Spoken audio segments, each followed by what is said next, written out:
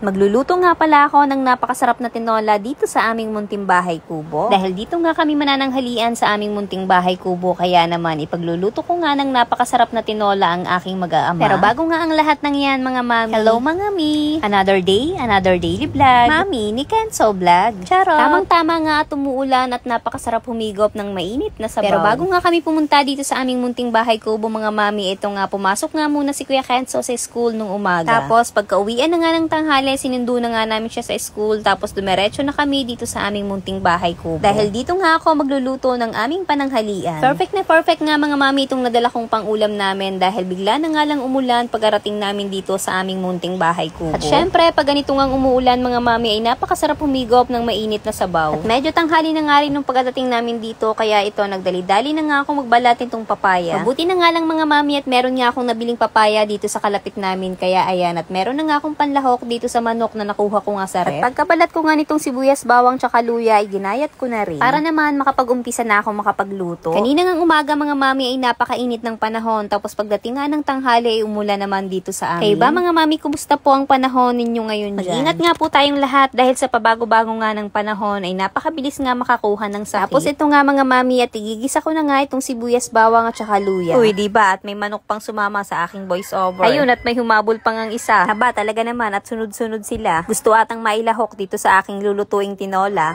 Charot, hindi gayon. Magagalit yung may-ari. Hinimay ko na nga rin mga mami itong aking malunggay na dala. Tapos ilalagay ko na nga itong papaya na ginayat ko nga kanina. Tapos syempre, lalagyan nga din natin yan ng iba pang pampalasa. Ayan, nahiya na tuloy tumuraok yung manok. Baka mailahok ko nga dito sa aking nilulutong tinola. Charot. Napakasarap ng tumambay dito sa aming munting bahay kubo mga mami. Bukod nga sa maliwalas dito ay tahimik pa nga. Dahil kung sa inuupahang bahay nga namin mga mami ay puro sasakyan nga ang aming naririnig. Dito naman ay ibon at manok. Charot. Naluto na nga itong aking tinola, kaya naman ilalagay ko na nga itong aking hinimay na malunggay. O diba? At bukod nga sa masarap yan ay masustansya pa. Pagkalagay ko nga yan mga mami, inahon ko na rin nga kagad yan at ako nga ay maghahayin na para naman makakain na. Tinawag ko na nga yung aking mag-aama dyan para nga sabay-sabay na nga kaming kakain. Tamang-tama nga ang mainit na sabaw mga mami dahil umuulan-ulan pa nga rin. Thank you po ulit Lord sa biyaya at kain po tayo mga mami. Tinola para sa aming masarap na pananghalian. Ito nga yung masarap na banding, yung laging sabay-sabay kumain. At syempre, yung may masarap na kwentuhan. At habang kumakain nga kami dyan mga mami ay lalo pang ang lumalakas ang ulan. At lalo pang ang lumalamig ang panahon. Alam nyo naman mga mami, pag ganitong ang malamig ang panahon, napakasarap humigop ng mainit na sabaw. At tingnan nyo naman mga mami, itong kinakain namin talagang naunang maubos yung sabaw. Dahil sa oras na nga yan mga mami, talagang lalo pang lumalakas yung ulan. At nakakagana nga kumain pag ganyan kalamig. At pagkatapos nga namin kumain mga mami, eto nga at nagtambay na nga kami dito sa aming munting bahay kubo. Tingnan nyo naman at napaka-sweet ng aking baby kulit. At masarap ngang matulog dito sa tanghali mga mami, lalo na nga kapag ganito ngang umuulan. So paano mga mami, hanggang dito na lamang muna po ulit ang daily vlog ni Mami Shell. At kung nagustuhan mo nga ang aking video ay follow, like, and share mo na rin para sa mga susunod na daily vlog ni Mami Shell. Salamat sa panonood. Bukas po ulit mga mami. Bye! Ingat! God bless!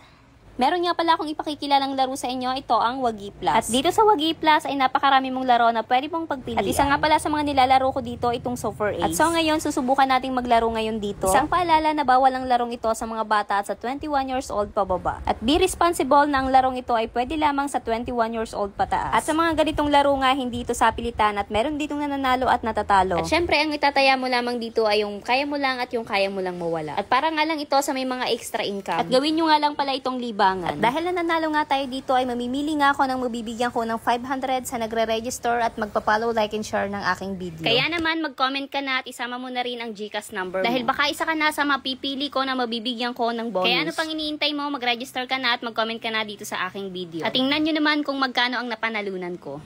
At ito ang napanalunan natin, 3,750. At dahil nanalo na nga tayo, i-withdraw na agad natin yan. Yun lang, bye!